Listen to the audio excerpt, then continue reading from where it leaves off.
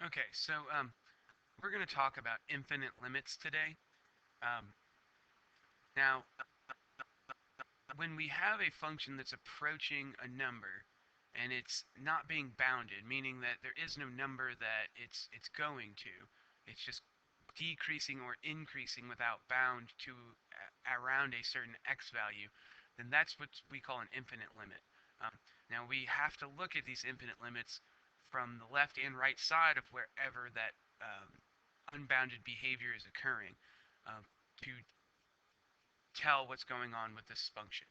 Um, this function here, f of x equals 3 over x minus 2, um, this function does exhibit that behavior because it's going to have a vertical asymptote. And we'll talk about vertical asymptotes real quick before we come back to this example.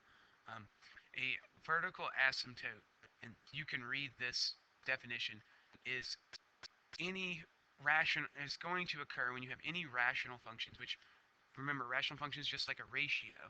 Um, so some kind of function with a fraction going on with, and it's going to occur when we have a function involving x in the denominator where that equals 0. Where that function, if we plug that 0 from the denominator into our numerator, it doesn't create a 0. So that's basically it. We're going to end up with some number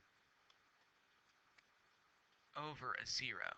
So it doesn't matter what the number is, but if we get a number in the numerator and a 0 in the denominator for a particular value of x, then we're going to have a vertical asymptote. This does not apply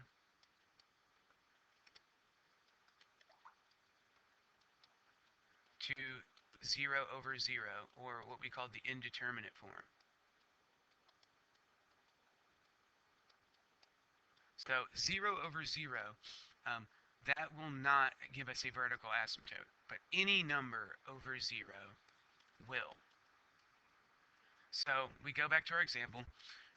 Here, we look at our denominator, and we say, okay, well, our denominator is x minus 2. Well, we know that x minus 2 can't equal 0, okay? So we know that x cannot equal 2. So right now, this is a candidate for, it's a candidate for AVA. But we haven't shown that that's true yet. We then now have to look and see, well, if I plug 2 in to the numerator, would I get the same value? Or would I get a 0? Well, in this case, I wouldn't get a 0 because I'm just going to get 3. So 3 does not equal 0. Okay, I'm plugging this number in. So x equals 2 is a vertical asymptote. So we're going to have unbounded behavior around that. That's a guarantee at this point.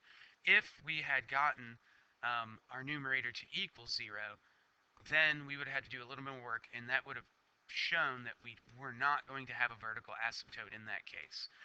So we're going to go ahead and look at this graph and say, okay, what's going on around it? Well, based on this picture, you can see the type of behavior that exists. But here's how we want to think about it. So the limit as x approaches 2 from the left side of f of x. So we're looking for what is happening to our numerator, or excuse me, our denominator. What is happening to it? Well, the 3 stays the same, obviously. So we need to think, well, if my number is a little bit smaller than 2, then what is x going to equal? Or what is our denominator going to equal? Okay?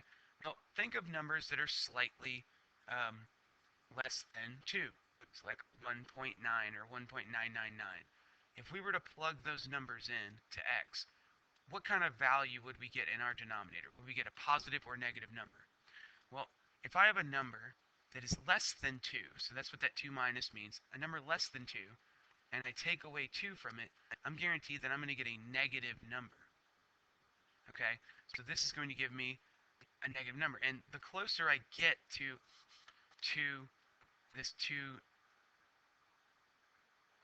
negative number, I'm going to end up again, with a very, very, very small negative. So we're going to write that as something like negative 1 over infinity, which when we go through and write out our actual value, we get 3 times negative infinity over 1, which is going to give me negative infinity. Now this is an analytical way to think about how to go about finding the unbounded behavior of our function. It's not something that's perfect algebraically, but I think it's a really good way to think and to figure out how to find these infinite limits without using a graph. Is you think of what would my denominator be? Is it going to give me a positive or a negative number? And realize that when we're dealing with this unbounded behavior, we're always dealing with a number that is right around 0. So negative 1 over infinity is the closest negative number to 0, and 1 over infinity would be the closest to positive. So when we look at the other side of f of x, we end up with 3 again in our numerator. And this time, if I take a number that is slightly more than 2, so like 2.01 or 2.0001, and I'm going to subtract 2 from that, this time I'm going to end up with a positive number, so positive 1 over infinity, which gives me 3 times infinity over 1, which gives me infinity. So from the left side, because our denominator is approaching 0 from the negative side, okay,